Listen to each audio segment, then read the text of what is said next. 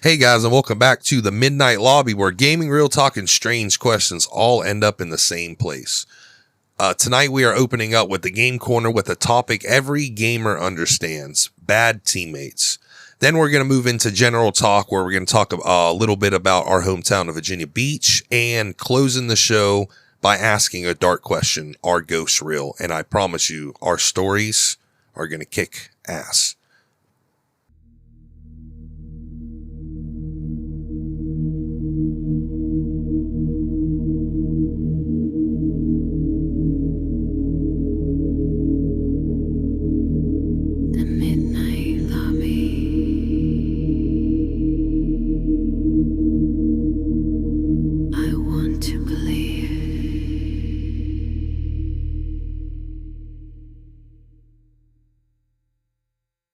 Hey guys, and welcome to episode number 2 of the Midnight Lobby. I'm Toke, and we have your boy Rhay. All right, guys. So, like the last episode, we're going to go right in. Okay. So, real quick. When everybody plays a game, obviously everybody looks at the graphics, everybody looks at the gameplay, the storyline, so on and so forth, game control, all that noise.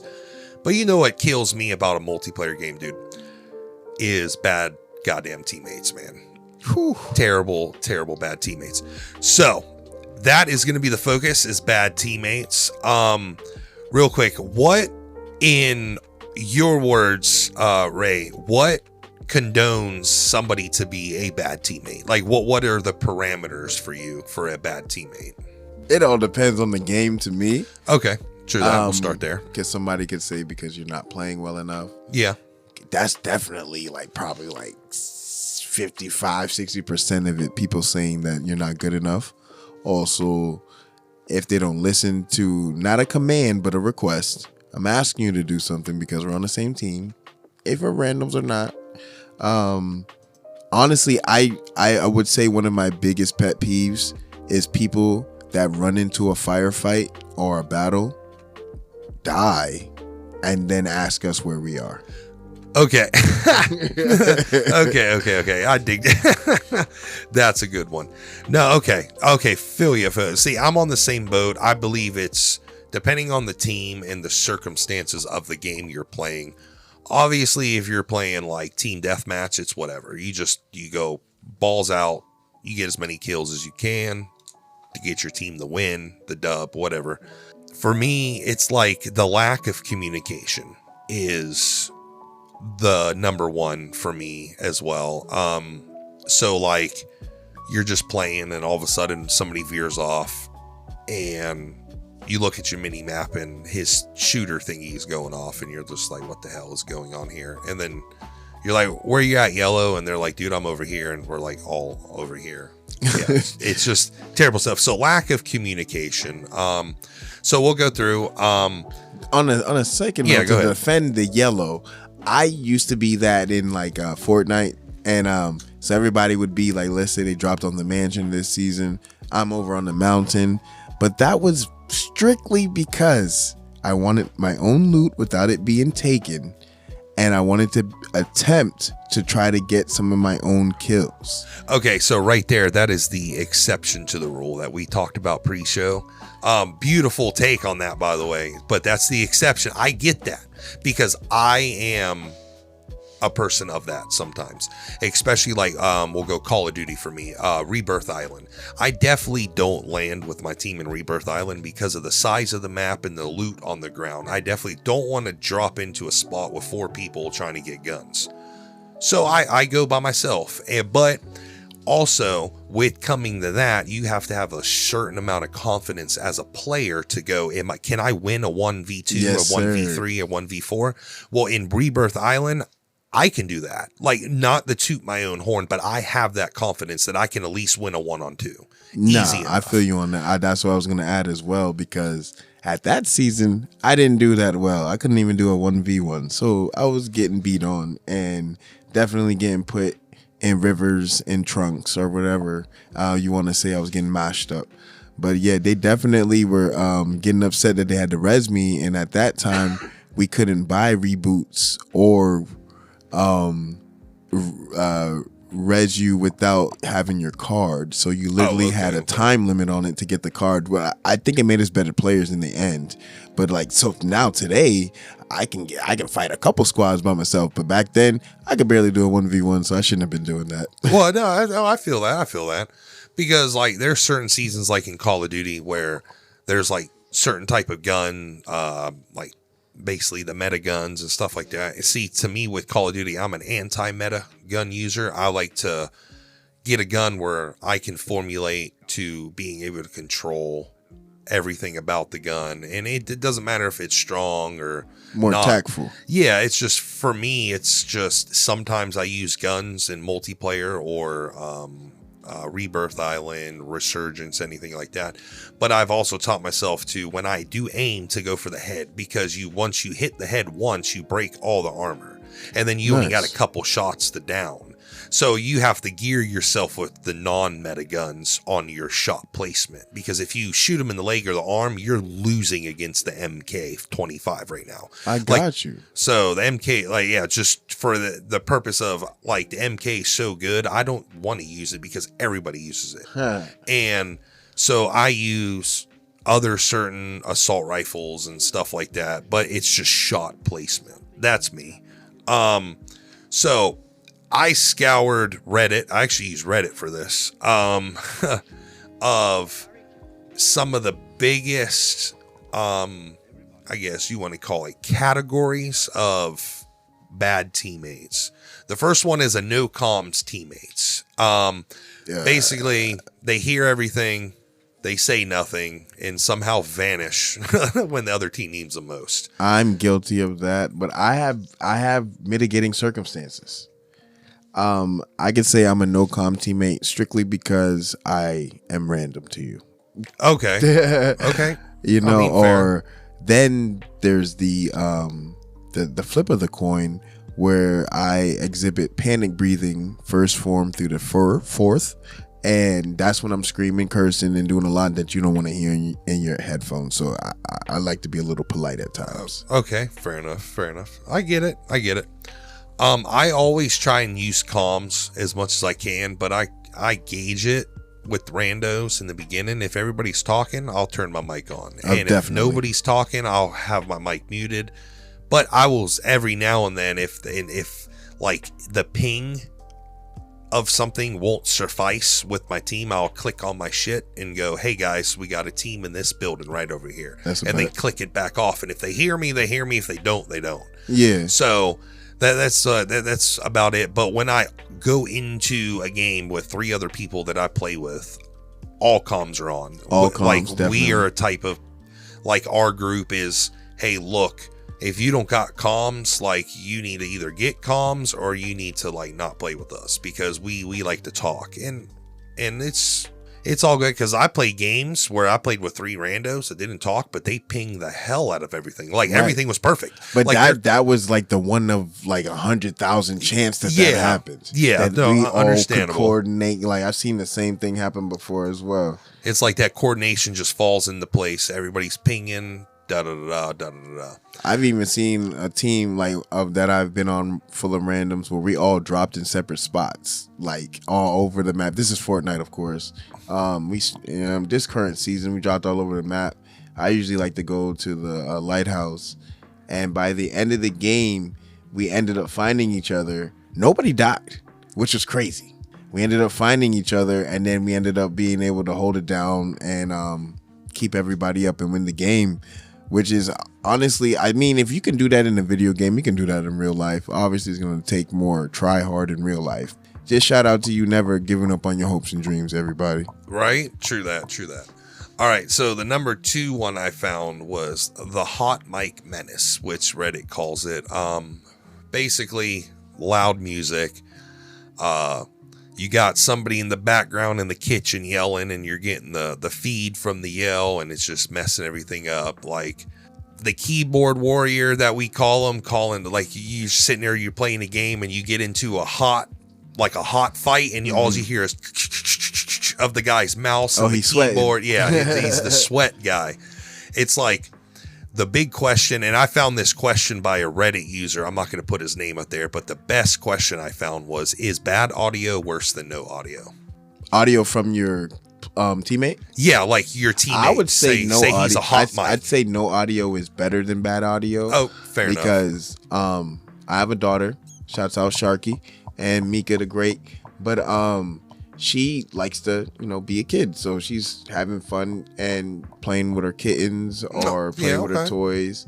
And I only had one bad instance where the guy was like kind of telling me to tell her to stop, and I was like, I'll just mute myself. You don't have to be disrespectful, man. I'm not gonna tell my kid to stop being a kid. Yeah, or all he has to do is mute you. Like, that's it. Exactly. No words are exactly exchanged. Before we had an heated exchange, I was like, we're not even gonna get that far. Yeah, but then I wouldn't really say that's like the a mic menace, but it could be menacing to other people. Okay. But on the side note, I don't let her scream in my ear. She's very polite when she asks me things. She has to say hi to people. You know what I'm saying? When she finds out I'm on with a friend or not, she like, she's very respectful. So I would say that's only menacing towards certain people, but like I think 100% of people will probably be upset with things that you can control. Okay. Like using the restroom, like using the microwave, like telling your screaming at your kids, like I've heard some men scream at their kids, and I'm like, I can't play with you. I immediately left the game. Like, yeah, Brad, bro, so bad that I was like, if I knew you, I'd call CPS. Why are you on the game when your kid just wants to have fun with you? Like, turn it off. Yeah, right. Yeah, no, fair enough. No, I get it. For me, it's the same way. Like if you got shit going on in the background, first of all, like I mentioned with your story, the first thing I'm going to do is I'm going to mute you. Right. Like I don't want, you're a rando. I don't know you. You don't know me. I don't know if you're going to go blow up a school after I tell you to fuck off. Facts. And so I just mute you. So that's how I take care of the hot mic. I think that's just etiquette. Yeah, fair enough. Yeah, no, I get it. And then if somebody does say, but like, hey bud, we're trying to like coordinate here. If your music's too loud, can you turn it down? If they like if they just ignore you, just mute them. I mean, yeah.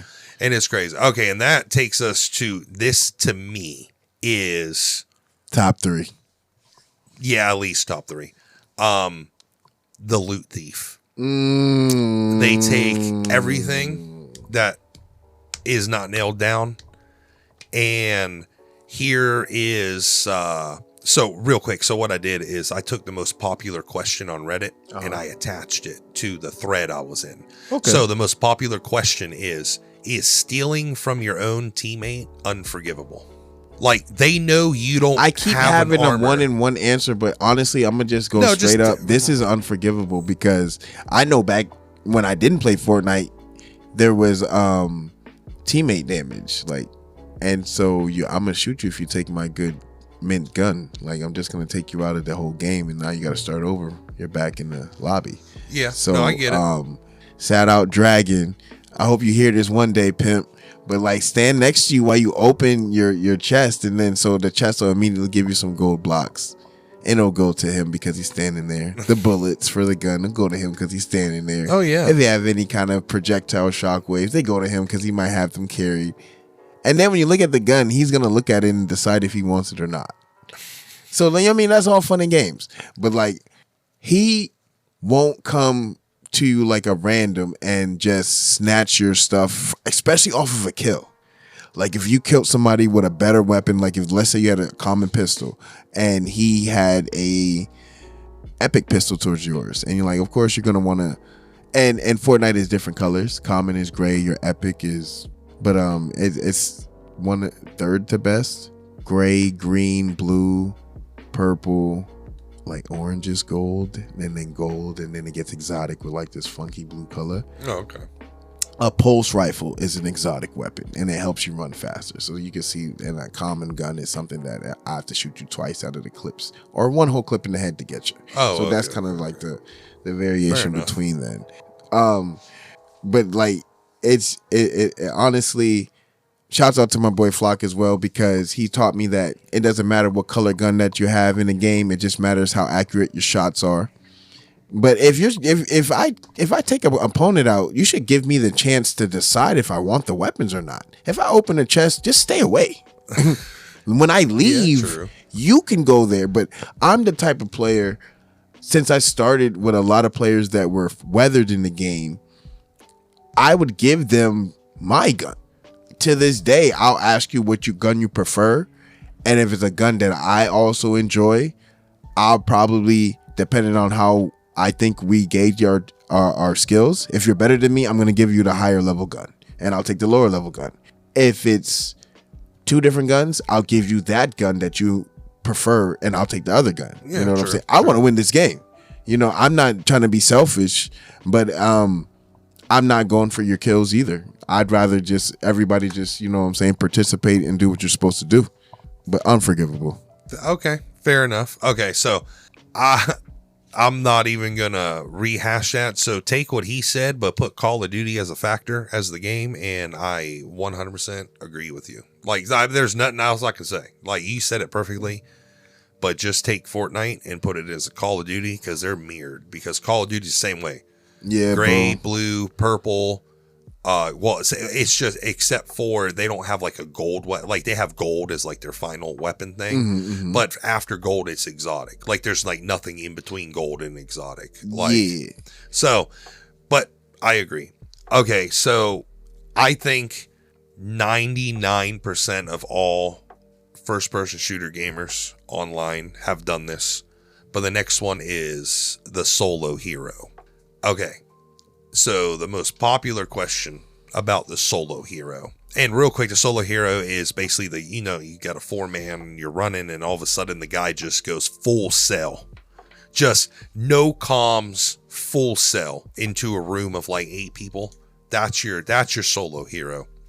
So, and they like die immediately, and then they literally start screaming on the mic saying like, where were you guys? Like, what was going on? And then we reply, there was no comms. You didn't say nothing. You want full sell. What are you doing over there? Yeah, like, so the most popular question is the solo hero brave, stupid, or both?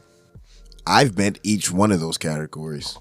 I definitely have. I would say if you're talented enough to go be confident enough to fight by yourself, there's still going to be that one person that you know that you can beat in a 1v1 that shoots you in the back. Yeah. Like there's always that one, I just took this team out. Another team tried to third party. You take that team out and then somebody snipes you.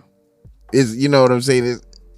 It's always that kind of thing. But I would say it's always a stupid move if you're playing quads, unless you literally need to get away from the people. Well, yeah, okay. Yeah, fair you know enough, what I mean? Fair enough. It's a brave thing to do when your team is all knocked and you're the last one. Yeah. And you know you need to res them, reboot them, capture the flag, however you're playing this FPS. Like, however you're doing this, you're gonna look brave to your people. But when you're doing it when your team's all up, it's gonna look pretty dumb. Yeah. I agree. You know. I 100% agree on that. Okay. For me, I'll use Call of Duty again. So I was playing ranked the other day, and ranked Resurgence. Okay. We were hitting, I forgot what it's called. Control. We were hitting Control, and we knew there was a team up there. So when we threw the sensor rod, it showed 6 red dots. So there was a team versus, there was at least the 3v3, 4v2, whatever. But there was another team going. Well, we had this one guy. We were all sitting like at the bottom of Control and like near the water, and we were literally talking on the mic. What are we going to do? Like who's going where? Blah, blah, blah, blah, blah. Assessing situation. Yes. All of a sudden, this guy goes, all right, watch this. And literally just runs into Control. And then all of a sudden, you start seeing everything squad wipe. Boom, boom, boom, boom, boom. And the motherfucker was like, hey, guys, come get all this loot, bro. He went in there by himself and killed all 6 of the people. And we were like, bro. So there's your brave category. Stupid, I've definitely seen people just go full sell and just go, down, boom, dead. and terrible. And I've definitely had both people where it's an impossible situation when you got 3 people down and you got maybe 2 knocks to get your people up, and you just go full sell and then you just die. You're brave and stupid. The thing is, you run away, you get maybe a chance. Battles. Yeah, to pick your battles. But yes, like I've definitely had the solo hero that went in there and everybody was like, wow. Like, where did that come from? Nah, like that was I would pretty say my sensei for Fortnite, Chasu. I'm saying I've seen this guy. I don't know how much you've seen, but there's projectiles that'll throw you into the air, shockwaves. So when he's thrown the shockwave, I seen him immediately throw another one as right before he touched the ground, so he didn't have to touch the ground, so he can just bounce. And it's a technique that you can't just do simply. Okay. So it's not. It's like if he throws, like, first you have to throw it in a direction. So it's like a grenade. Okay. So when you throw it at your feet, you're going up. You throw it behind you, you're going forward. Oh, it's yeah. I've played in the era of that. Yeah. Yes, so when he threw it at his feet, he bounced off a mountain. And when he was going to another structure, he threw it before he reached it, and it went off to I watched him take out the whole damn team when his team went down. This was on a stream as well too. It was crazy, and I didn't see that move. And it was like, I like when the sensei has new moves that he hasn't taught the students, and he's a killer. Freaking, like, I know he plays on PC, but if he wanted to take a break from PC, he would still be cracked out on a console. For this 1v, how many were left? Let's say there was 8 people left, just off random top of my head. He got the rest of the 8 kills, and there were 3 teams. Nice. He was the one versus the 2 other teams, and he got all the kills. I would say it's equivalent to yours, because for him to go in that room that I don't know what is in control, I know that the distance between you and other characters is much closer than Fortnite. Yeah, because of how, because you're like a real person, kind of like you're stepping into the metaverse, kind of, depending on how big your TV is and whatnot. But for him to go in there and for you to witness him destroy them in probably under 2 minutes flat. Oh yeah, it was crazy. Yeah, and to be, was it a ranked match? Yeah. That guy was sipping on some Pinot Grigio. Yeah, no, he was good. Yeah, cigars after that. Yeah, he did that off a whim because he wanted to pretend he was not bad. Like, he probably wanted one of them to knock him just so y'all could go up there and finish them up. But he was like, "Hey, this guy just gets tomahawked." Like, and he was like. And then when we finished the match, you go back into the pregame lobby, obviously, and you got a few seconds to either stay with the team or leave the team. Right. And us 3 people were like, yo, bro, like, homeboy wants to keep playing. So let's go. And I think we played 4 matches with him, and we won all 4. That's first place, all 4. Yep. And he was the deciding factor, like, every single time. Like, he was like really, really good. He talked, and then with his comms, he wasn't the best comm guy. But I can understand why, because he was probably that guy who was just locked in, like locked in, like, and he's just like, I'm getting these dubs. I'm depending on you to do your job. Yes, and it was good. I mean, and then he wasn't the guy. He always revived you when you went down. He was never the guy who's like, oh, I could do better just by myself. No, he always wanted the teammate there, stuff like that. Hope you sent him his friend request. Yeah, yes, definitely. But he, like, the last couple times he's actually been playing with a group, because I would like join his like lobby, and then he already has like 3 other people in there, but he's it's whatever.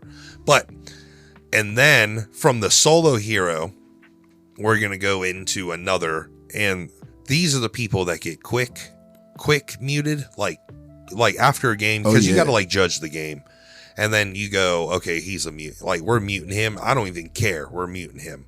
And it's called the blame everyone else player. And of course, every loss is a lag. Every loss is a hack. Every loss is the teammate's fault. Bad matchmaking, broken guns, or the game is cheating. That's me in Dead by Daylight. That's funny. And then the most popular question attached to this was, when does it stop being the game and stop being the game's fault? and it starts being a skill issue.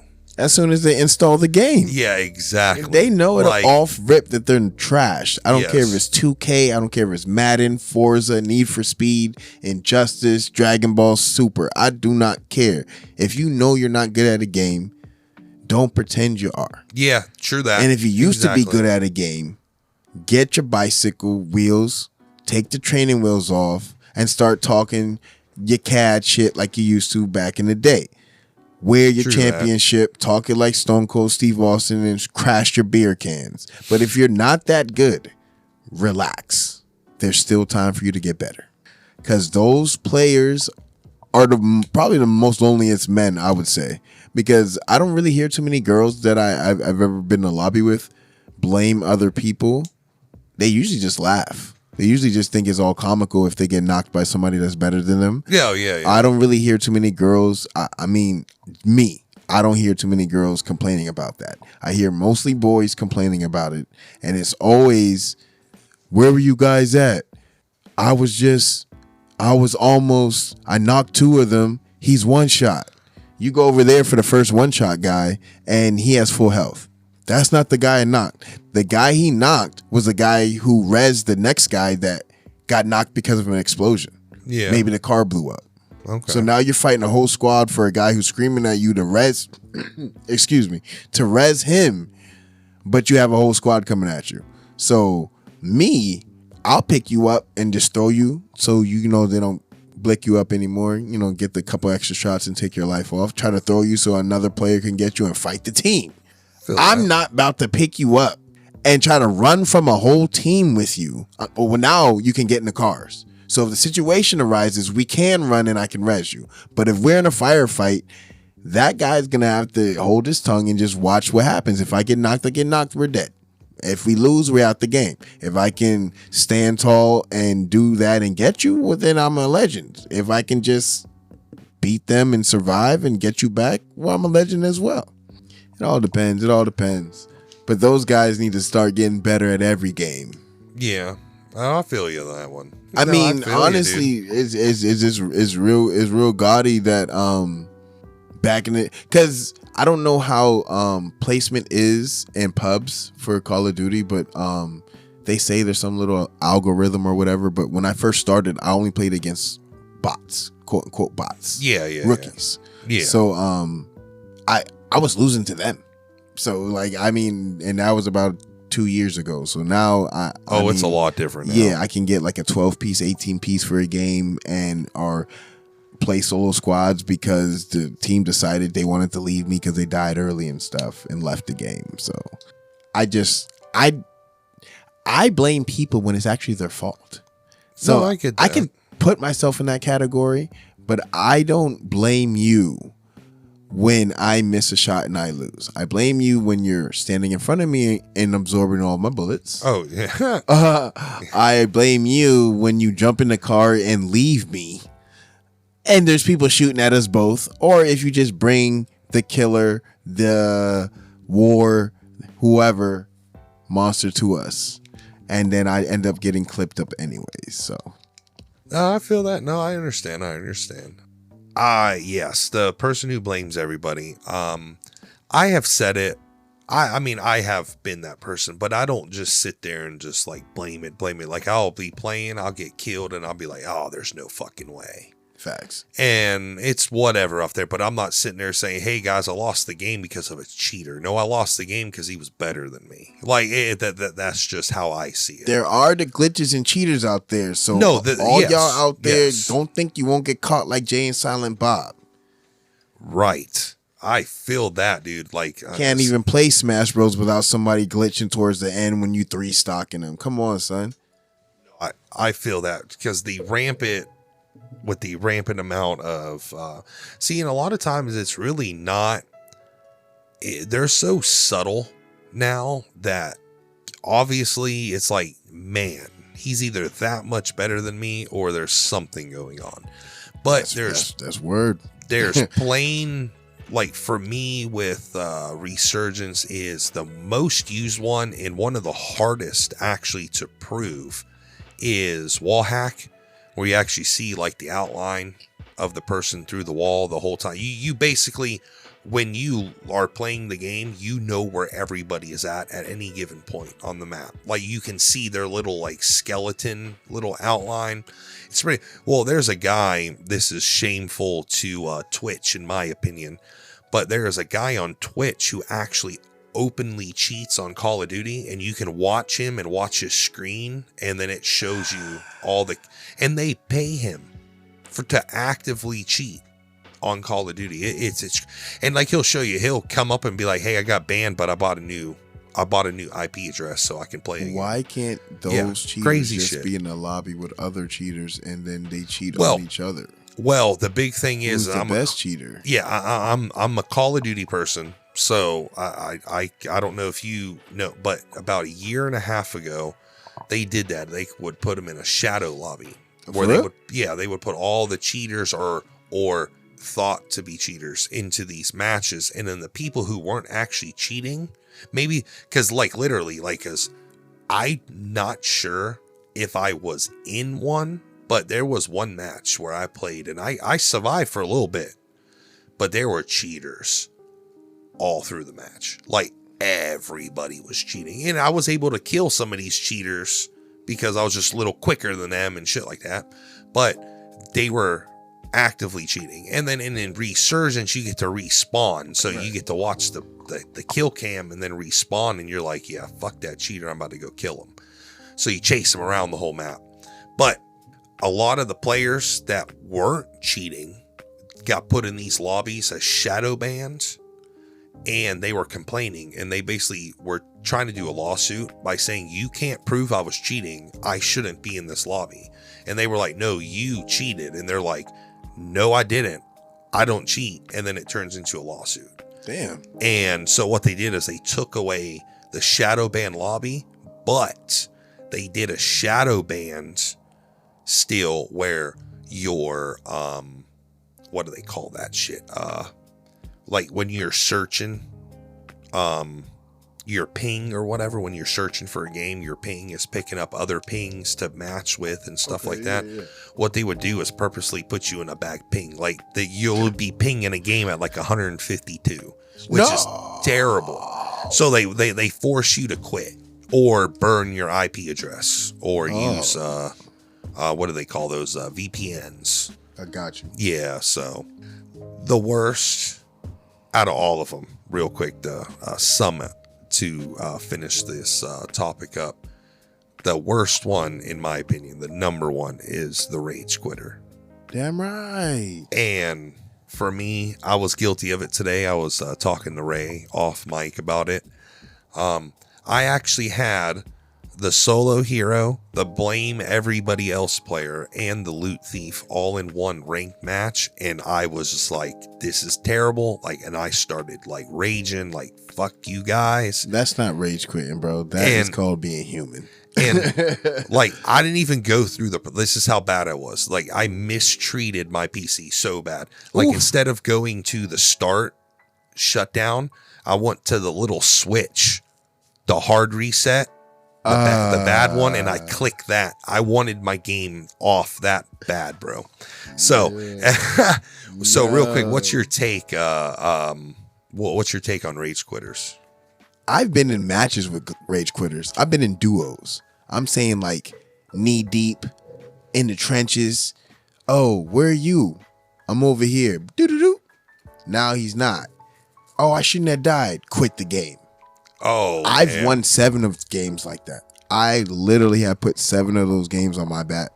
I can't win them all. 7, I know I remember winning.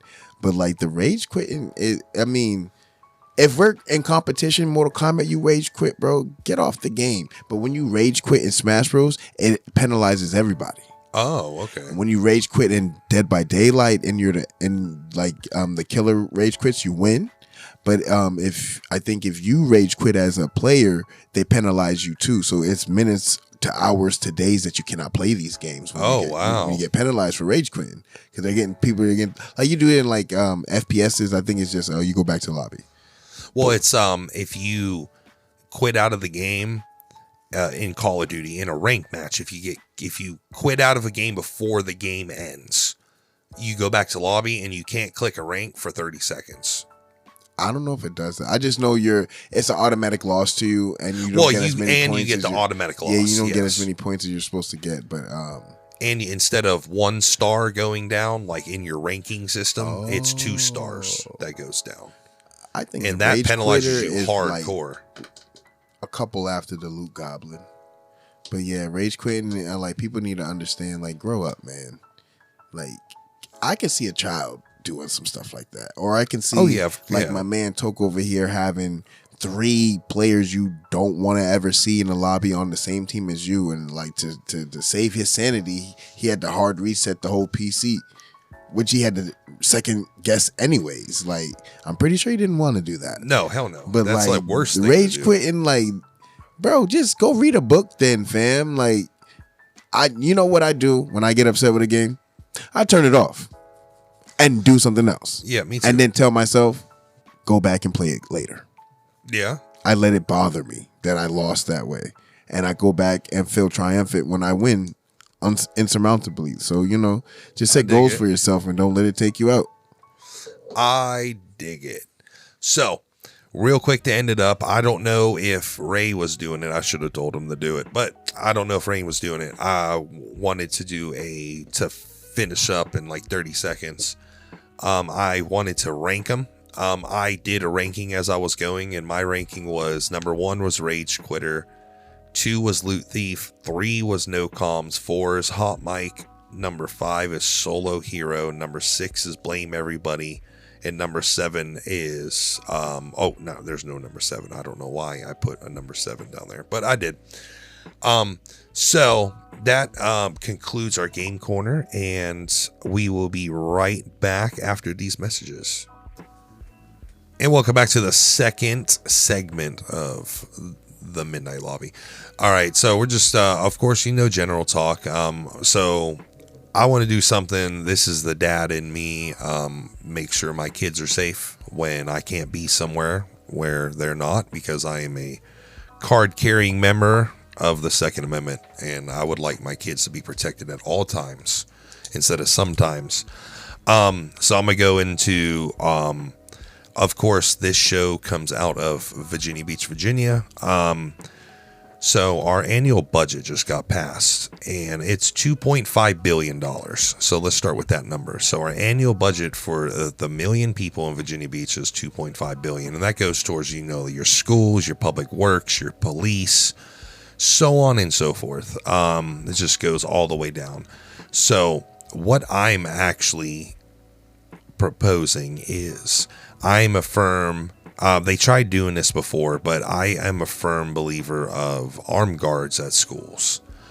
I believe that will deter other people from trying to, I know this is going to be tough, but school shooting. If there are guys there that are there for the sole reason and purpose to protect kids and use the guns as those kids' protectors, I think that would be okay. And this is what I would love to propose the next time. I actually missed it when I actually started to get into it. It was actually May 15th. So, of course, I missed the open forum to be able to propose changes and stuff from the public and stuff like that. So this is what I'm proposing. In Virginia Beach public schools, there are 86 schools that house K through 12. There are 86 schools.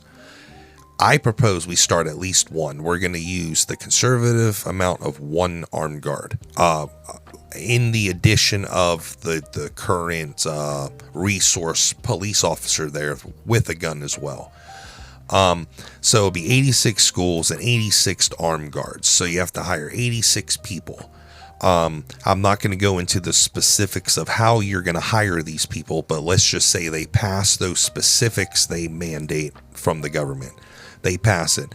So for that, obviously school's not in session 24/7, 7 days a week, 365. It's only in session for 183 school days in Virginia Beach. So you're going to pay those guards $20 an hour for 7 days, 5 days a week, 183 days out of the year. That's going to come to $2.2 million, not billions, $1 million. So $2.2 million to pay the 86 people to put their life on the line for your child at $20 an hour. Well, if you propose that, and we had a $2.5 billion proposal budget already passed by our government, and if you took that $2.2 million out of that $2.5 billion, that will account of the budget of 0.0085% of the total budget for $2.2 million to pay 86 men to put their life on the line for your child at school while you can't be there as an adult and a parent. I would love to propose that and for it to actually get budgeted. I know I'll go to the negative part of everything. I know there are people out there that are against guns, and I don't shame you for that. That's your right. It's my right to have them. It's your right not to. But there are parents out there that probably wouldn't like that. And I totally understand their argument. You don't want guns on the school property, blah, blah, blah, blah, just a random stranger we don't know. And that's totally understandable. I don't want somebody with a gun that I don't know around me without them telling me I have a gun or they have a gun and stuff like that. I get that. But at the same time, it will stop the future Sandy Hook. It will stop the future Nashville school shooting. It will stop the future Moss shooting that just happened in New York. So it will, I apologize, LA. So it would stop stuff like that. And it's terrible that we, as humans, we have to hire 86 men to protect our children. It's terrible to think that as a human. I think with these budgets of billions of dollars, as you see from the Virginia Beach budget, we don't have 0.0085% of that to go towards people to put the life on the line. And what makes me a huge advocate for a budget like that is Vlad, Texas, with what the police force did. They waited an hour and 5 minutes to go into a school to kill a school shooter. If anybody knows about that, yeah, this school shooting that happened in Vlad, Texas, dude, it was terrible stuff. Actually, the chief of police went to prison over that. He got 20 years. Because here's the thing, they showed up within 10 minutes and they refused to go into the school when the school shooter was actively killing kids. And do you know who stopped the school shooter? And this is crazy. There was a border patrol agent that was on the border, heard all the radio chatter of all this stuff going down. Not the commotion. Yeah, no, not he heard everything over radio. He was on the border. Yeah. When he heard that they were staging and it was we're going in 45 minutes and stuff like that, he drove 65 miles to that school, went into the school without authorization, got shot, and killed the shooter. And 45 minutes that active shooter was in the school. Yeah, if nobody out there knows about, they're trying to wait him out. Yeah, crazy, dude. A lot of people got in trouble. A lot of people. What's the point of tactical SWAT team? What is the point of? And that's why I want to propose, because when a school shooter comes into the school and he's on the opposite side of the school and there's one man with a gun and he hears a gunshot goes off, of course, every death is terrible, but before anything happens, there's going to be some type of collateral damage, if not just a shot and a miss. That armed guard can run. His sole duty is to run to the noise and kill where that noise came from.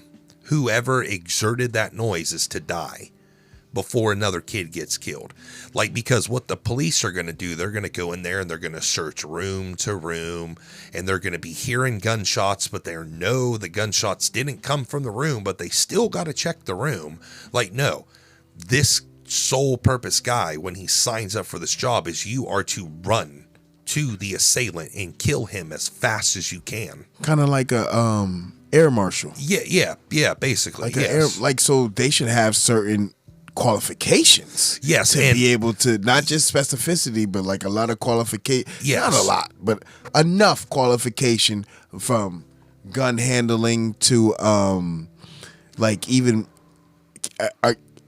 I don't know if this is possible, but like are you graded on decision making, like critical thinking in certain terms? Yeah, well, I mean, it really depends on. I mean, I've seen shows about how they select Secret Service members, and the Secret Service members, your IQ has to be 130 or above. Oh shit! So, like, yeah, so your decision making, of course, probably comes into the IQ area. Okay, and you probably have to have like excellent decision making, like almost like you want your captain in an infantry unit to have like 99 in decision making, like, because like that decision gets, because their decision, they make a decision, it's either the president dies or the president lives. That's their situation and their decision making. So like with that, of course, like I said, I wasn't going to get into this like qualifications of said person, because that can just go down to, do you want an ex-service member? And then with the ex-service member comes PTSD. Yeah. So do you want that near a school with the gun? Do they qualify to protect a school with diagnosed PTSD? Right. So that's why I wasn't, because then it just goes down to the nitty gritty on what our elected leaders would choose. We're not the ones to be throwing out qualifications. But like when I thought of air marshal, because that is one person that's stopping a whole flight from yes. But no. It's like, of course you would want the person to be able to go into the job and say, when he's sitting like on his chair outside, and I'm not talking about where he walks around the school. I'm talking about that motherfucker. He walks the perimeter. He goes to like the play place before the kids go outside, and he checks the perimeter to make sure there's nobody hiding. Like he's not in school until the shooting. Hopefully it never happens, but until a shooting happens, he doesn't go in that school. He's checking the perimeter. He's walking around. He's grabbing the doors on the outside, making sure they're locked every single time. And then when something happens, you have to select the person down to the psyche to say, when I check in for this job, there could be a possibility where I'm going to get into a firefight with an assailant trying to kill kids. So you have to have that type of person there too, because I don't want a person like Vlad, Texas, to say, do I really want to run in there?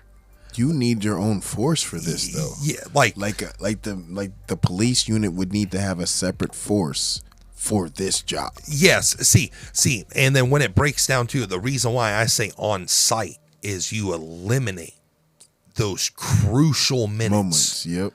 That those children need, and you eliminate 45 minutes of waiting, you eliminate 10 minutes of waiting, you eliminate, like, I think I looked up as well, Virginia Beach's felony call time is 7.5 minutes. So from the time you call about a felony act of violence or whatever, felony break, right, on average, Virginia Beach in 2025, it took them 7.5 minutes to respond to that. So you got to think a school shooting happens. What happens in those 7.5 minutes? Like the world may never know. Like the only person that knows is the children and the person with the gun. Right. And if you have that person on site,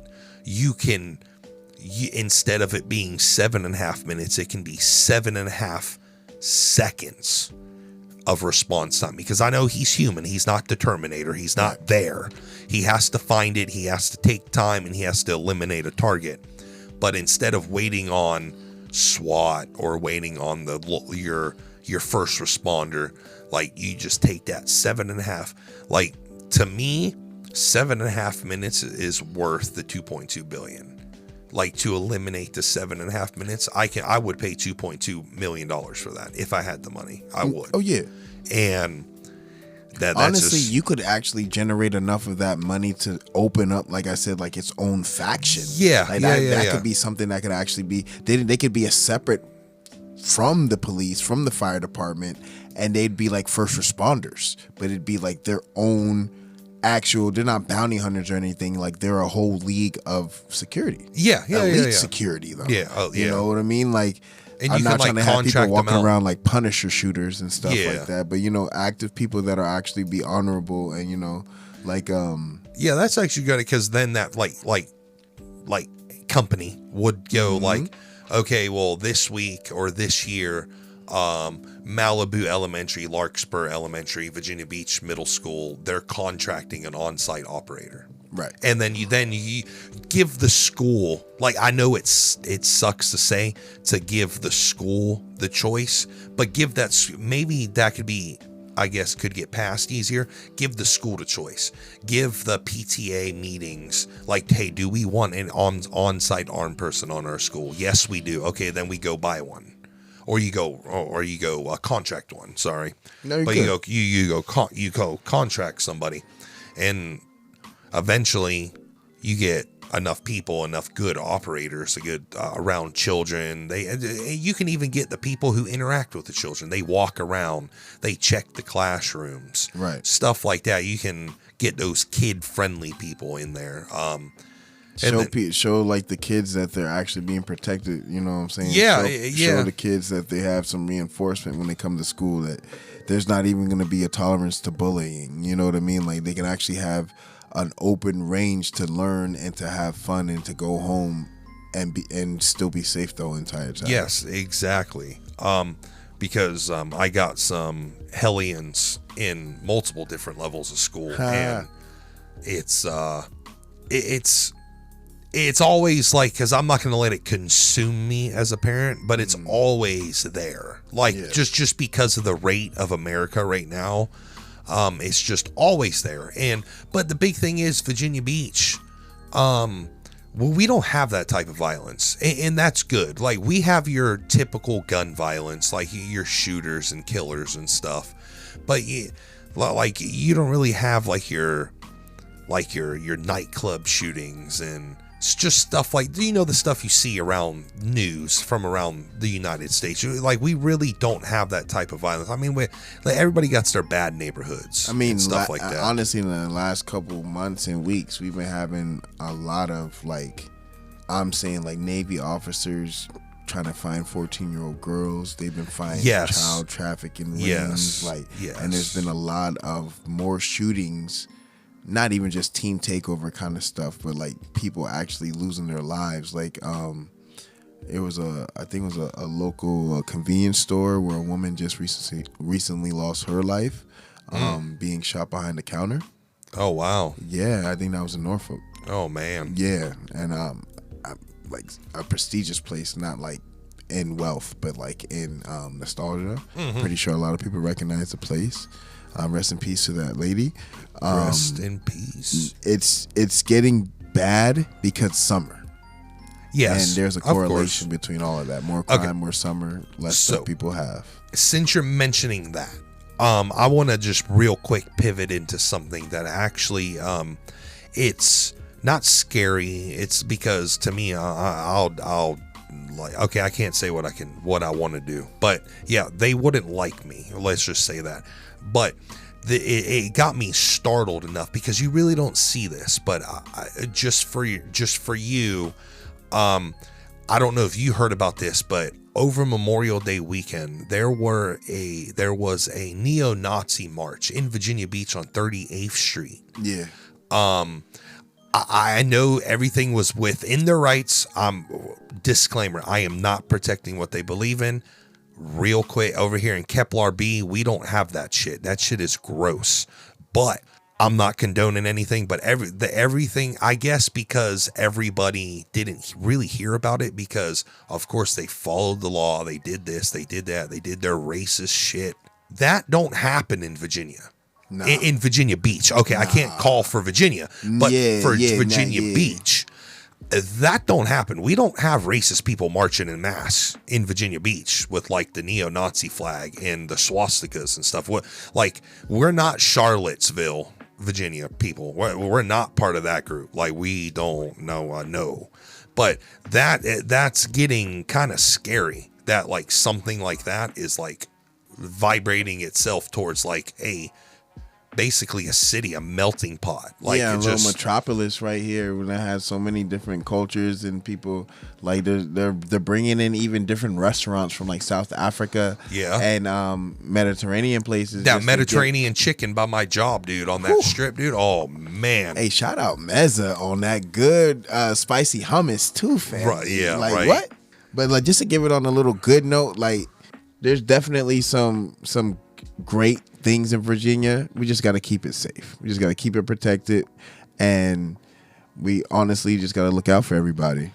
Yeah, get that neighborly Southern hospitality coming back. Mayor Bobby Dwyer, if you happen to hear any of this, keep your no nonsense crime stuff going, bro. Like we don't want the pitter patter around here, dude. Like, we want back something in the water. We want back College Beach Week. We want that shit back.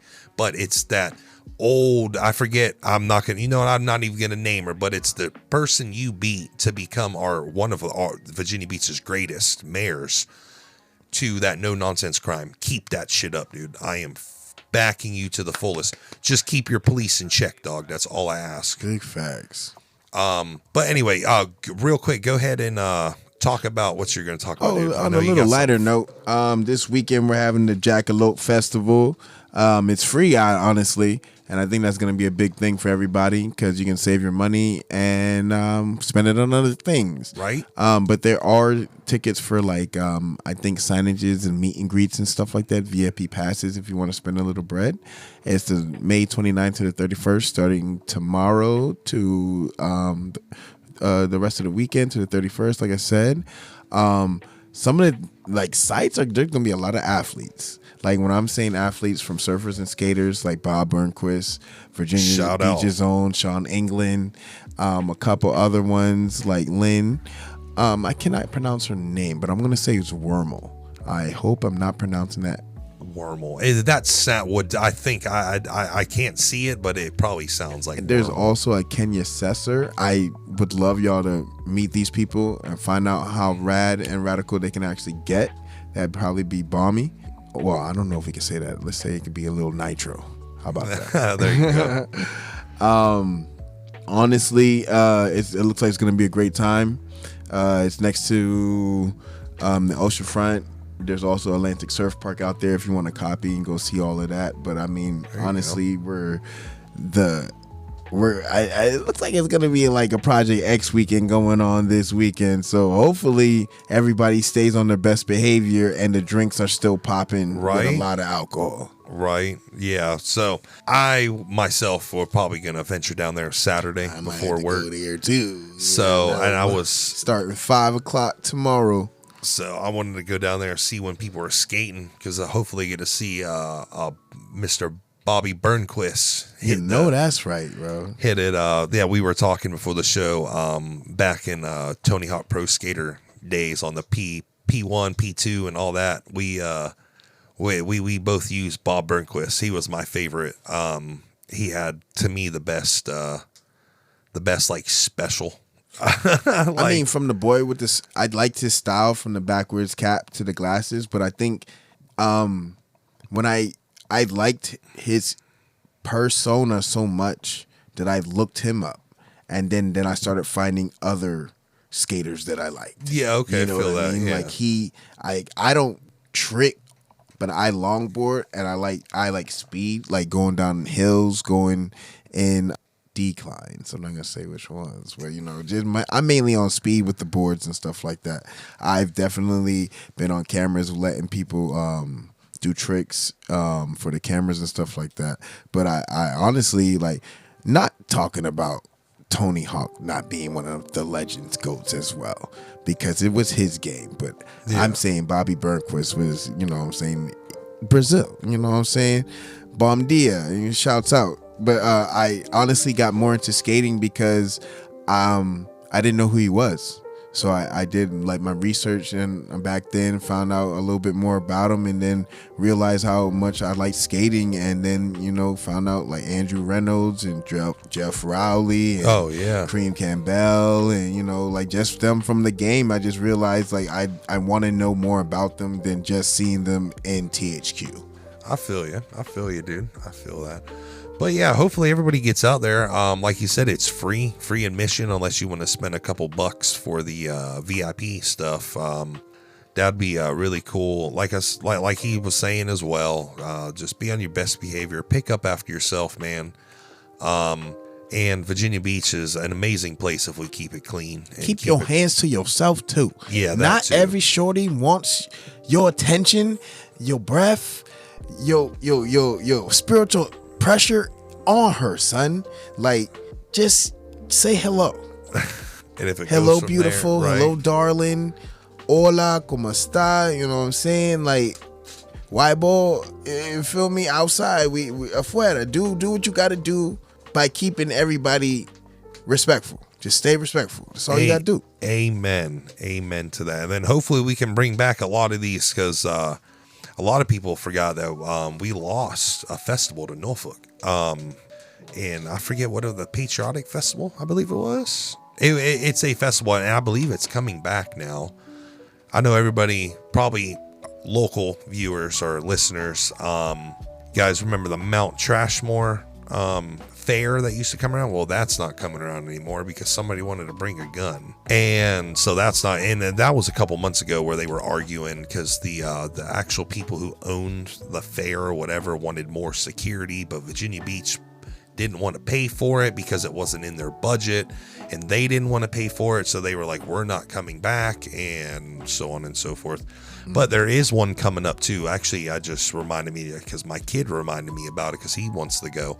The Farmers Markets Fair is coming out, and it's on the corner of Dam Neck and Princess Anne at the Farmers Market there on the right.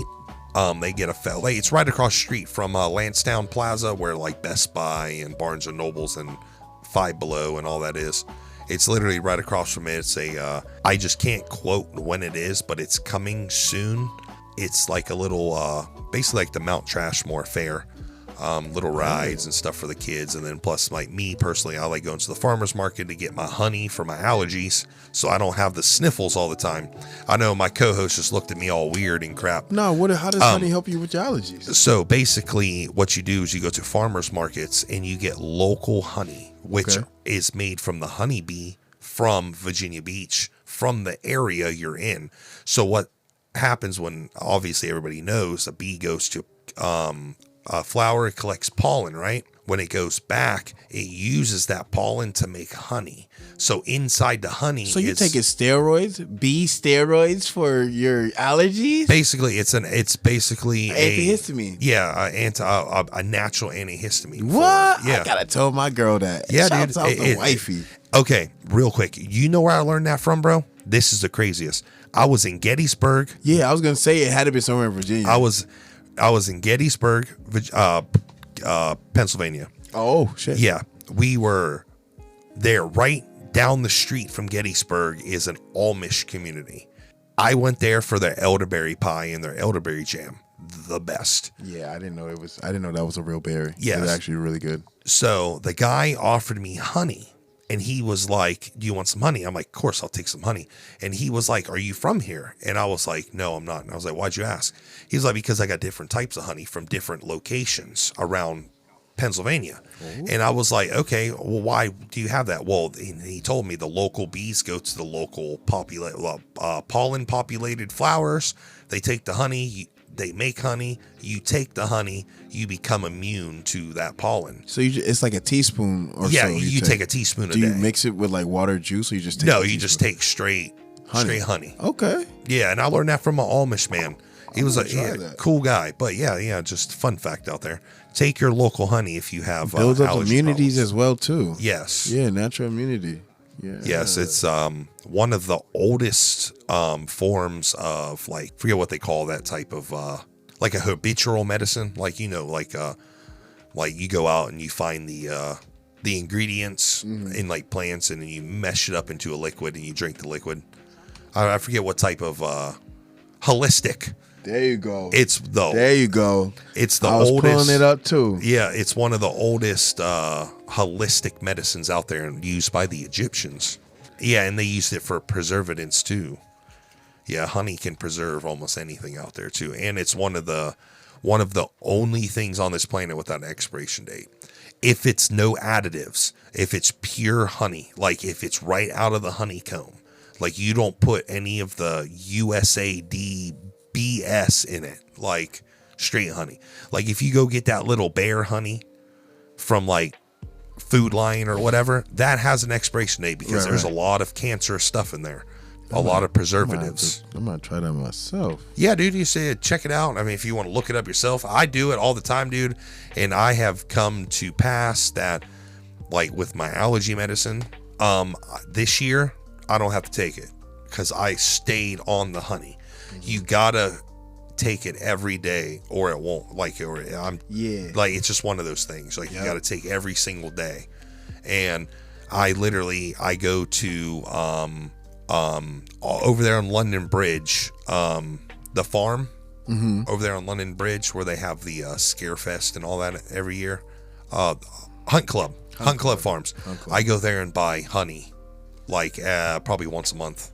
Okay. Yeah, just go there and you just literally go to the little honey stand and it will tell you like where the bees were at and stuff like that. So I always get Virginia Beach honey because of Virginia Beach. And then when I go up to PA, I go to the Amish market and grab a like Gettysburg honey and take it while I'm there because of the change of pollination and stuff like that. Yeah, that's very smart. And I'm highly allergic to ragweed, and PA is lovely covered in ragweed everywhere. It's like a farmer's nightmare up there because we stay on a farm, like an Airbnb farm, and the farmer there, he talks about the ragweed like he has to like mow his like area like all the time because of the ragweed. But that is crazy. But Gettysburg, let's stick on Gettysburg, dude. So we're going to transition into our final topic, and this week's strange question is, are ghosts real? I know my partner, he actually has some pretty good jot downs that I wanted to run through with him before I tell you some of my stories. And I'm going to let you know, people, for all them doubters out there, I have 100% proof of every story that I'm going to tell tonight on this podcast. As the moth flies in front of you from out of nowhere. Yeah, right. But I have 100% proof. I will, real quick, I know he said it was okay to do, but I want to give you one link so you can look up these pictures that I will talk about. You have to go on Instagram and go to Toke Talk Radio. If you go to Toke Talk Radio and scroll down, you'll see some apparition pictures. That is the evidence I'm talking about. So if you go to Instagram at Toke Talk Radio, you'll check that shit out there. All right. So anyway, real quick, I know this is a new podcast, so I'm going to give you the floor, and I'm going to finish up with some scary stories. Well, to start off, I do believe in ghosts. Definitely believe in ghosts. When I first moved to Virginia, my younger brother, my younger brother used to see her, but he used to tell my family members what she would say, which my grandmother would say. She had passed while he was young, barely knew her, and he would be telling us stuff that she would say to him in English or Spanish and certain things about us until he was about like 4 or 5, where it kind of just went away. So I honestly have been believing in ghosts for a long, long, long time. I used to live in Rhode Island. I'm not from there. I was in housing. My mom was in the military. I used to live in Middletown in housing out there. And I have heard so many creepy stories. Like, I am not afraid of Pennywise the Clown because I feel like I met him then. And I feel like it because when I saw the red balloon, I saw a clown, and he didn't look like Tim Curry. He looked like Bozo the Clown, and who I was in love with, because Bozo was just like lamb chop. You know what I'm saying? At the time, that's killer. You. He asked me to come over to him, and then when I didn't, he motioned for me to come over to him. And when I didn't, I could see him get angry. Unbeknownst to the apparition I saw, I knew where I was a cliff. And I knew I was not walking over that cliff to go see a balloon or anything else like that.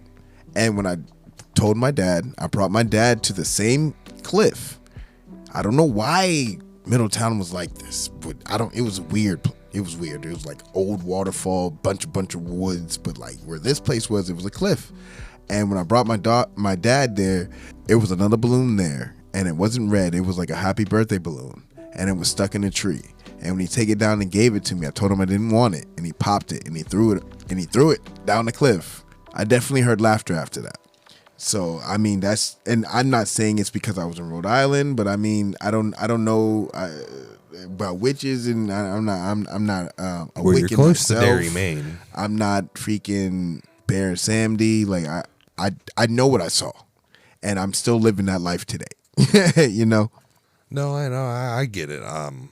I know a lot of people don't believe in ghosts, and I'm not going to knock them for it because, I mean, it's just like any supernatural thing out there. Like, but to me, when it comes to everything, even aliens, I think we have more proof of ghosts than we do aliens. Right. Actual physical proof. Right. There's so much more torture that you can actually see that is unexplainable. Yeah. It's cool stuff. Like going off what your brother experienced. I used to live in housing myself, Wadsworth, right down the street.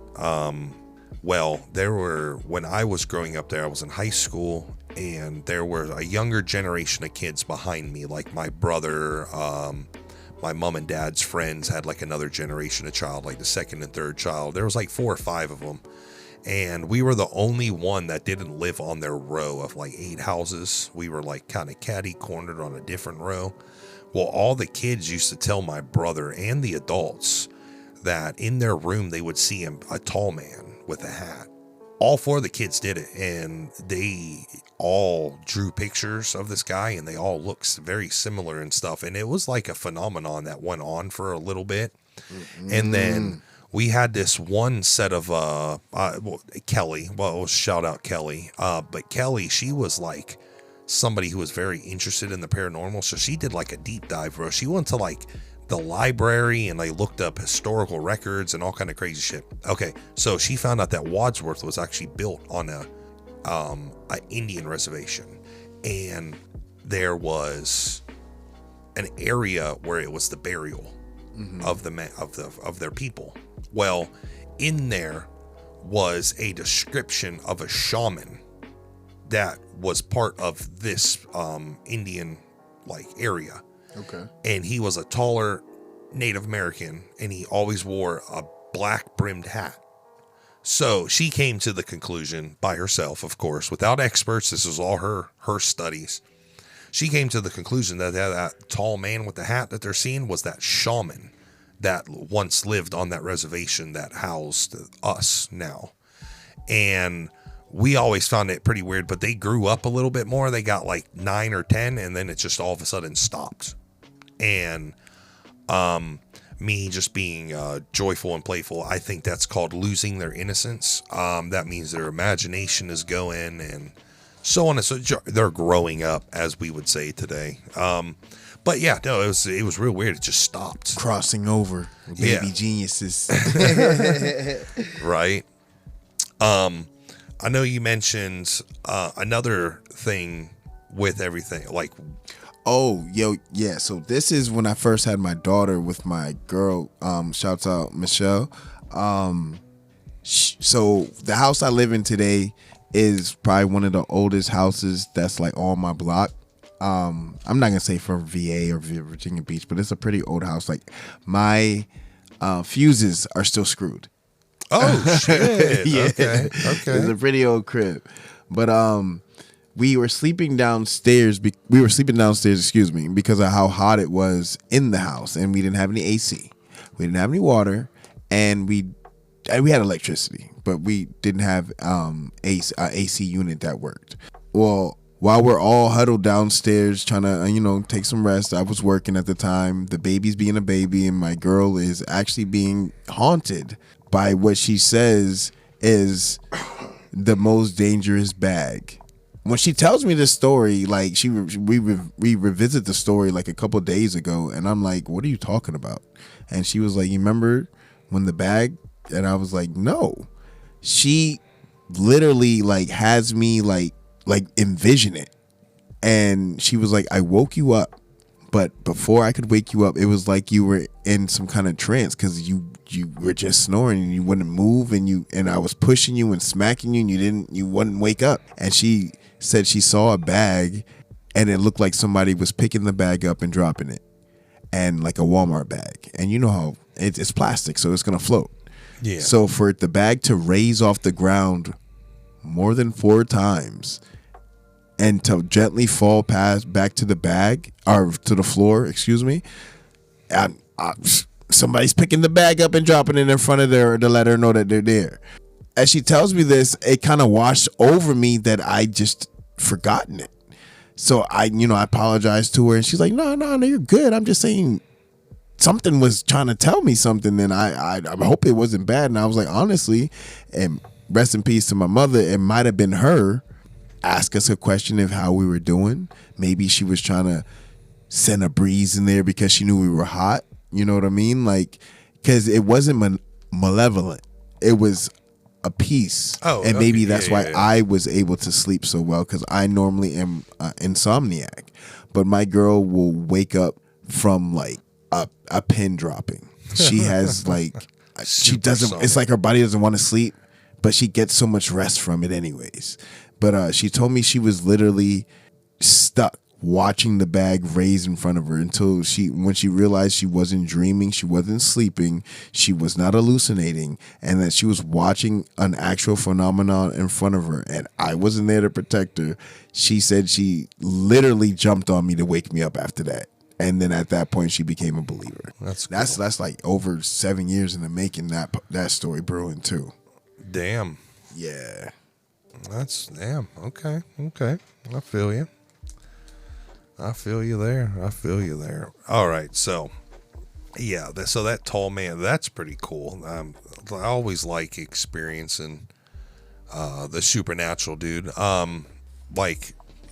Still, my focus is Gettysburg.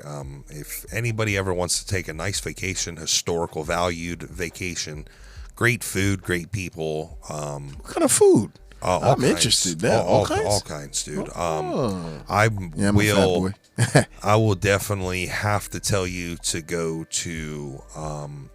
They rename it every like tourist season in the summer, like in July. They always rename it. But they sell like really, really good like ethnic foods, and it's one of those restaurants where you go in there and there's nothing American. It's like you don't get a burger. You go there and you get like Mediterranean, or you get like Caribbean, or you get like jerk chicken. It's just like shit like that. Like I would always recommend that. Their fair prices is around $15 a plate, and you get hearty servings.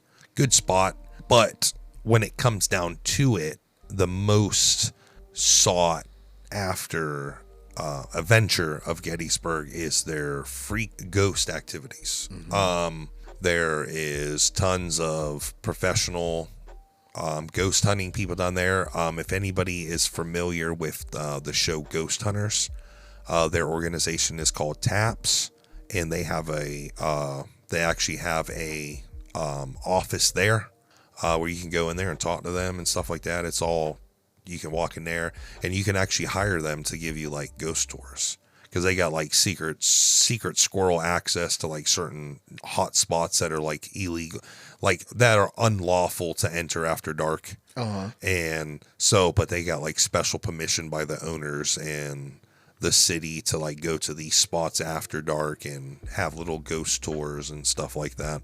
What I did is I took one ghost tour to learn all these hot spots and spots that I didn't go to, and it was $60 well spent, because I actually got to use some of the equipment that professional ghost hunters use. I got to learn about the equipment.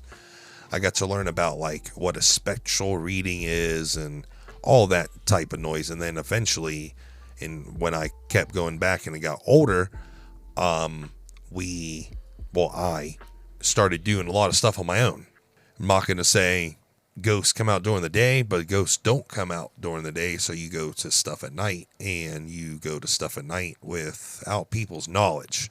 When it comes to that, I do my own stuff. And in my travels of doing this stuff, I came across a lot of firsthand experiences. Some of them creepy, none of them scary. I'm going to say, well, actually, there was one that I was unnerved with, but I'll get to that story.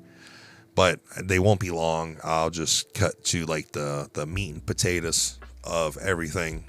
Number one, and like I said, you can go to the Instagram at Toke Radio to check out these pictures. But I was taking pictures of this place called Sachs Bridge in Gettysburg, and the historical value of the Sachs Bridge is this is the bridge that Robert E. Lee crossed during the retreat of Gettysburg after the third day, after defeated by Meade's army.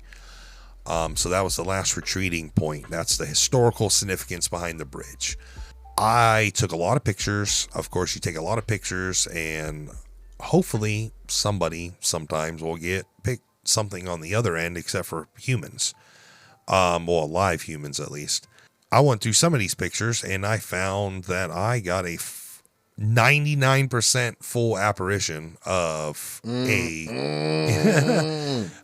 Confederate cavalryman, I would say, because I took the picture actually to several professional ghost hunters down on the Baltimore Street, and they all came to the conclusion that obviously it wasn't faked without extensive more testing, but it was on my phone. I took it on my phone. It wasn't on my camera, it was on my phone.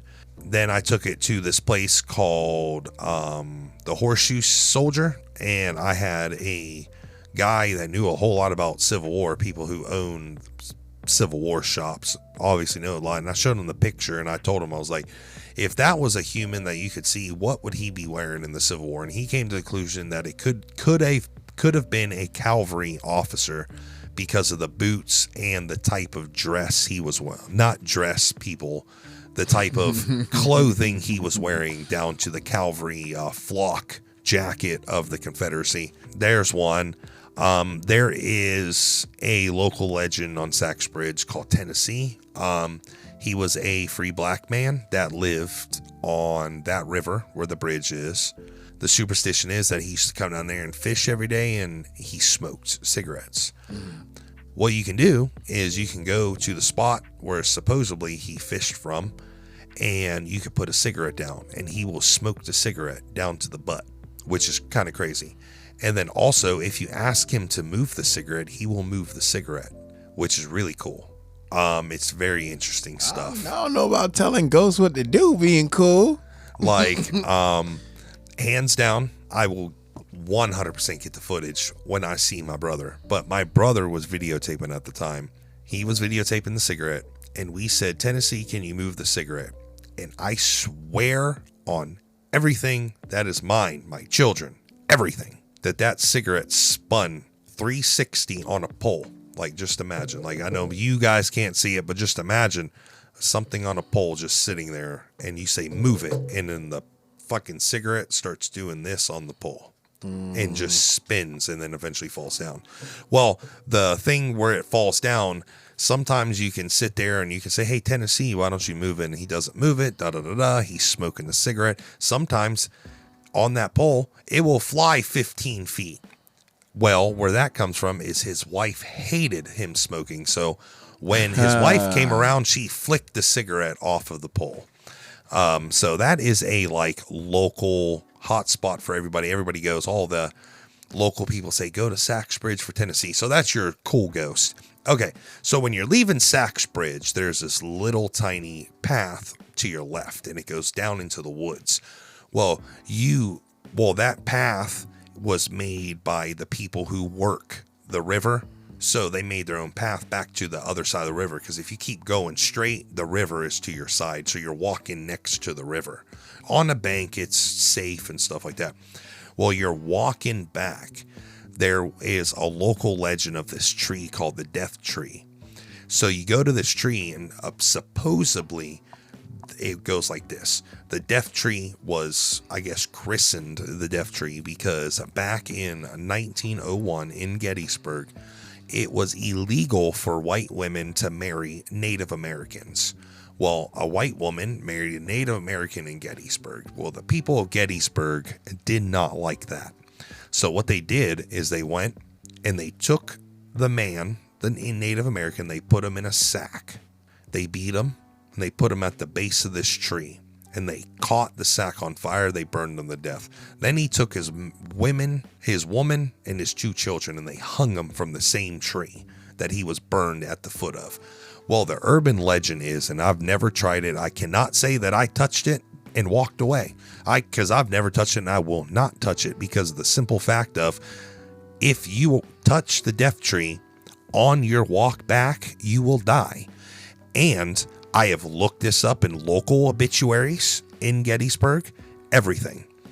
There has been cases of 3 people who touched that tree and walked and died. One walked, had a heart attack on the walk back. Another walked, got into the car, drove, and happened to mysteriously crash into the river and die. What? And then a third person touched the tree, walked back, slipped, and fell on a rock, hit her head, and died. So I will not be touching the tree. Off of the sheer fact of those 3 coincidences out there for the non-believers. So the death tree, it's weird. It's like one of those places where you go and you're like trying to push one of those friends into the tree for him to touch it, like BS like that. But it's just the simple for the philanderers that come in from out of town. They get a cool ghost story and a cool experience. Then we're going to go to the suicide bridge. At the very beginning of the show, I said about these ghost stories that I had 100% solid proof. This one is the only one that I do not have solid proof. The only proof I have is testimony from me, my old partner John, and my little cousin Benjamin. He was our video camera operator at that time. So we pull up. John gets out. He freezes, and I'm still in the passenger seat at this point, like getting the camera and stuff ready. And I'm like, "Hey, John, what's going on?" And he says nothing to me. So I get out and I stand up, and I'm on the passenger side looking over to the driver's side above the car. And I'm like, "John, what's up?" And John goes, "Turn around." And I turn around, bro, and there is a full apparition, bro, like almost like if we couldn't see like the trees through him, he would have been a full ass person standing there. But it was of a black man, and literally we saw this, and my little cousin got out, and he literally said, "When do we pick up the 4th, bro?" And there's only 3 of us, and we watch him walk down the road and then up this little banking, walk straight through an electrified fence, and then walk up into the farm that's like right in front of Suicide Bridge is the Eisenhower farm. So he's walking on their farm, walked through the fence, and then literally all of a sudden, like a poof, like a fart in the wind just did. He was gone, bro. And we sat there, and we sat in the car, and we were just sitting there like, what did we just see? For one, we had no camera, so it was between us 3. So it was whatever. But we all concurred that we saw somebody walk down the street, walk through a fence, and disappear in the field. And if you guys possibly want to be a believer, just go to Gettysburg for one weekend.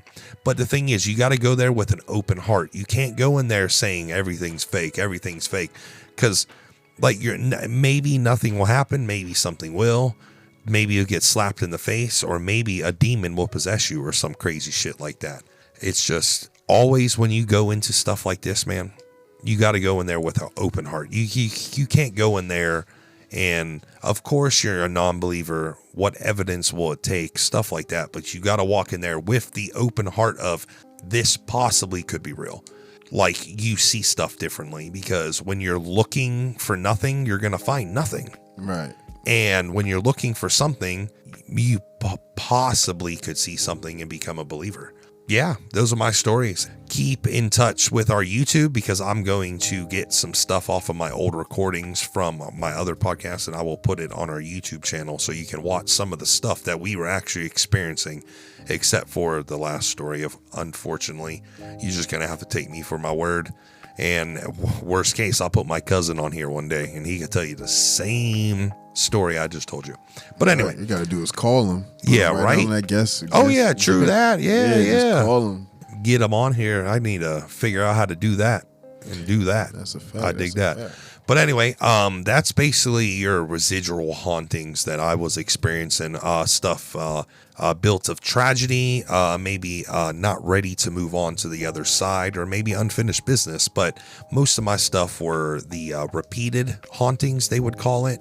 And I know Ray pointed out to me about some stuff that we need to go over. So I basically filled in the residual haunting part of everything.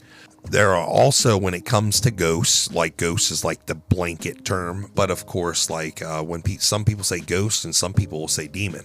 I know Ray wants to elaborate on that a little bit.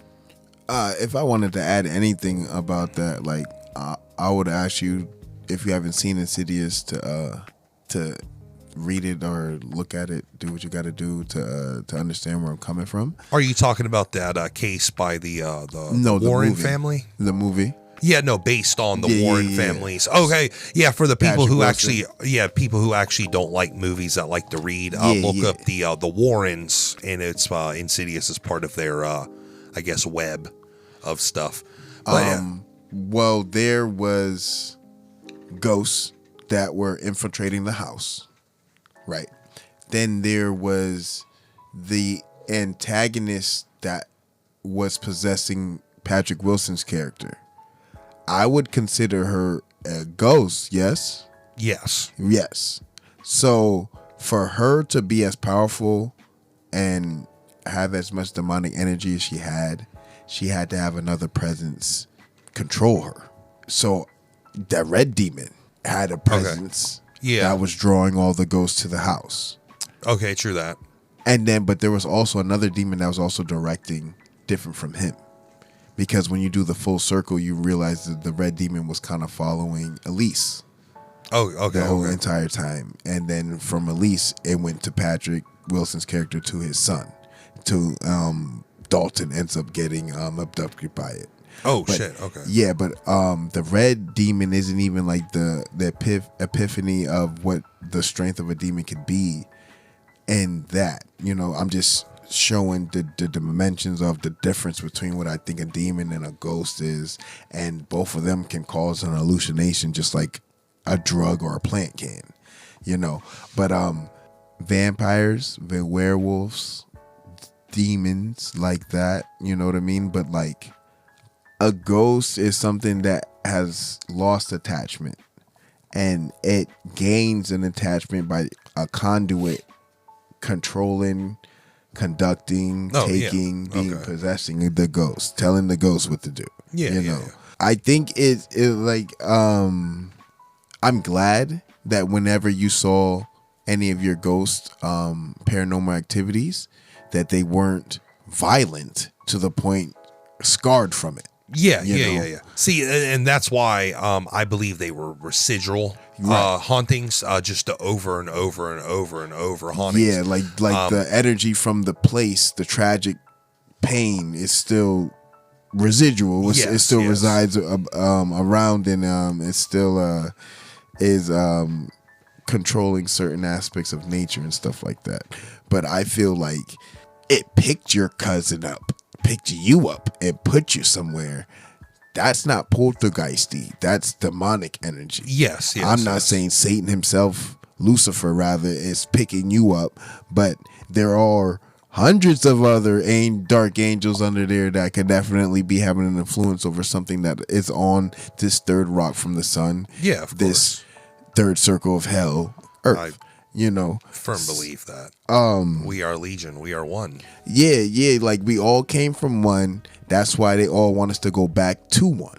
Mm-hmm. You feel me? So like honestly, like whenever anyone has any kind of psychic prowess to the point like you are witnessing this kind of paranormal activity, I usually ask people if they prayed up, if they believe in God, but I don't say it like that. I believe more polite ways to say, are you a spiritual person?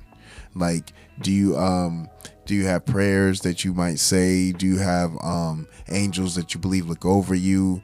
Do you have like one with nature kind of aspects, not like waiting for the sun to rise, but more like I'm gonna use all of this bear or deer that I had to take out, and you know what I mean, like a spiritual presence. And the reason I was gonna say I asked that because there's a higher power that has to be looking out for you in order for you to believe and not be in danger. Because anybody who doesn't believe, I feel, is because today it's 2026. It's got to be because you're scared. I honestly don't. You don't see the wind, but you know the wind is real. Yeah, of course. You know what?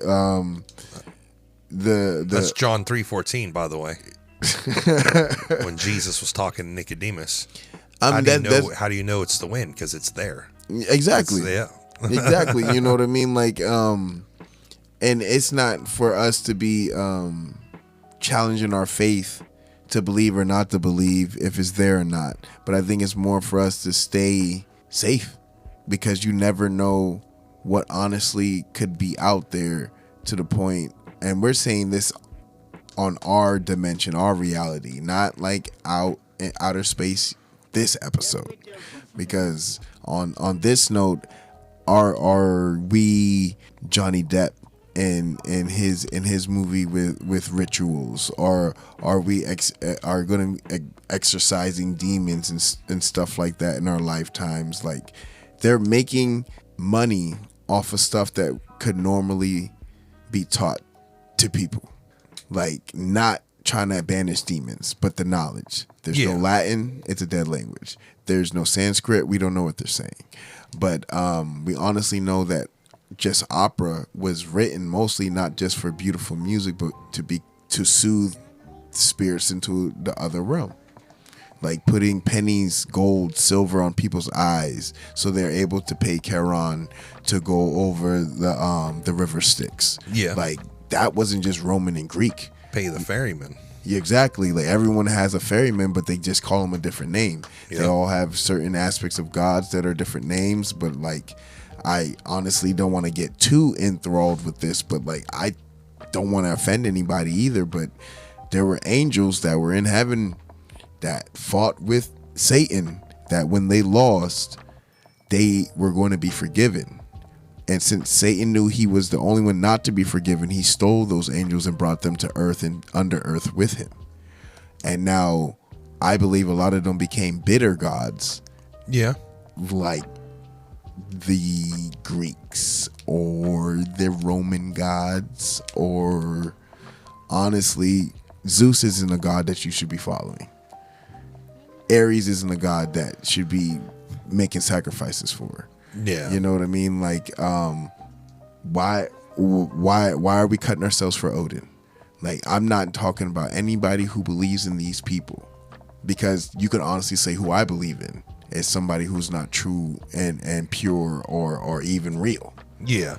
But not no offending anybody, but just to put some kind of science to our spiritual, I honestly believe that the gods that we have learned in history and lore, the demigods, the immortals, I do believe that they were the fallen angels from heaven that decided to stay with humans, love humans until they decided they wanted to rule and have humans obey them, that they actually got their whole visions bastardized and actually became, you know, something that is not as formidable as looking at the Most High or Jehovah or Yahweh, as you want to call him, or the Holy Trinity as you go by.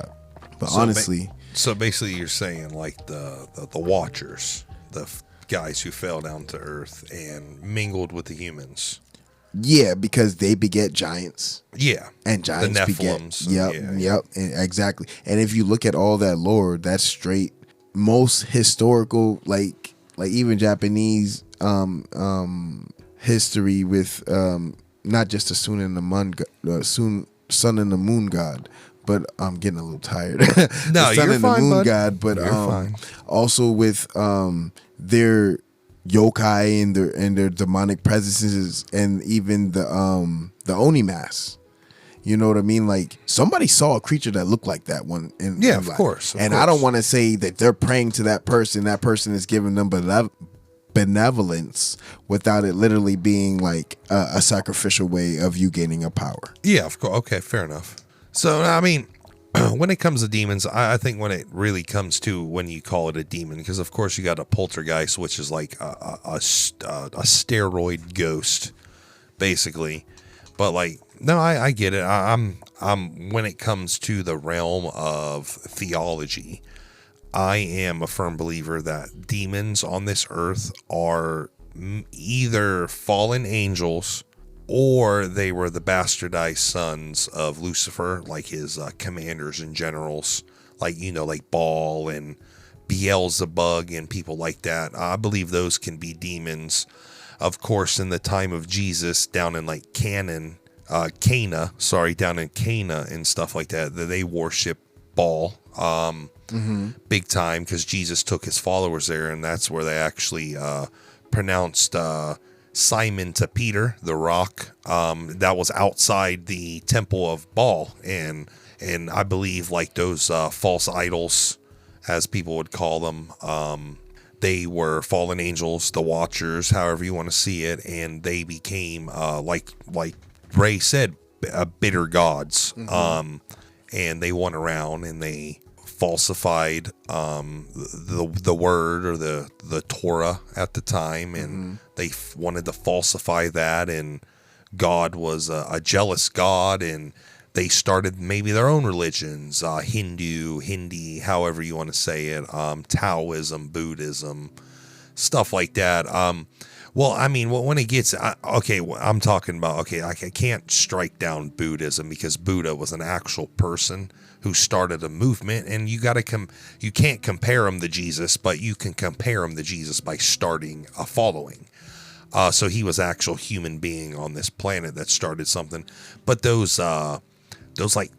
real crazy religions that have like a mysterious God, almost like the Christian God, where you don't see God, but he's there. But religions like that, like he mentioned the Greeks, like Zeus and all them, you can imagine those just being bitter fallen angels trying to power grab, and maybe they landed in Greece and they were like, you know what, these people are easily manipulated. I don't know why God loves them so much.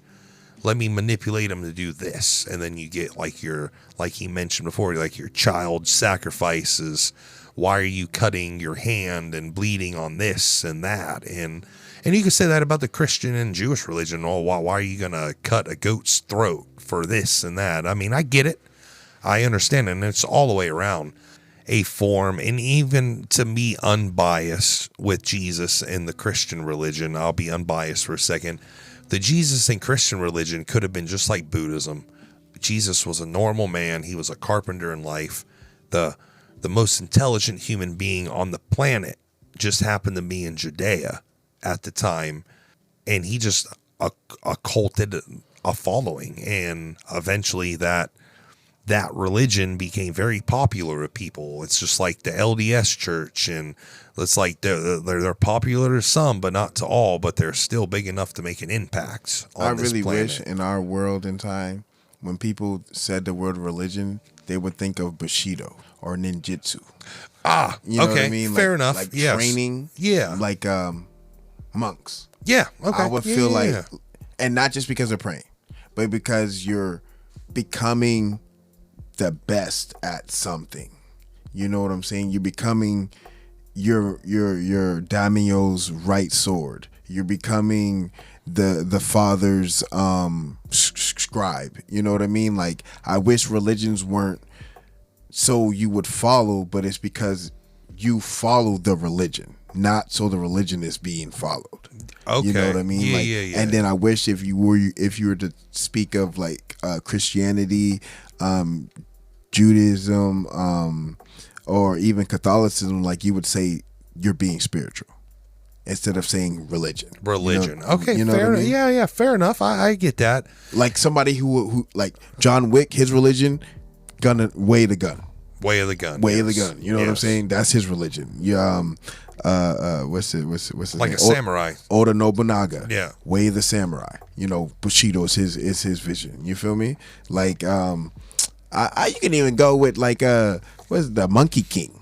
Yeah, Son Goku. You know what I'm saying? You can say you can say that's a religion. You know what I'm saying? Like the religion of the Monkey King. You know what I'm saying? Instead of saying or you know what I'm saying? Saying it's I need followers to be a religion. I should just be spiritual to be followed. Yeah. You know? Oh, true that. No, I get that. No, I get that. And a lot of religions should be like that. I like when it comes down to it. I think it's when you're staying demonic. I think it's the demon Lucifer that likes to use religion and weaponize them. Allows groups of people to weaponize religion, like i.e. the Jewish and the Islam. Dude, they've been at war for like 1,500 years. Like the devil is laughing. Right. Like he's just like, you guys are dumb. Like, what do you guys? You guys are fighting over the same God. Like that is so dumb. Like it's just like, well, when it comes to demons, I think, and to counteract with your spiritual thing, and when it comes to demons, we don't need ghost hunters for demons. When a demon is a demon, you need either a priest or you need somebody who is spiritual, like Big Jesus. Yeah, like one with God, or what, like, you know, like what Ray just said, like spiritual. It's not religion, it's spiritual. Those type of people can beat demons because they're the way of the word, the way of the gospel, the way of Jesus, the way to Muhammad, whatever your religion says the way is.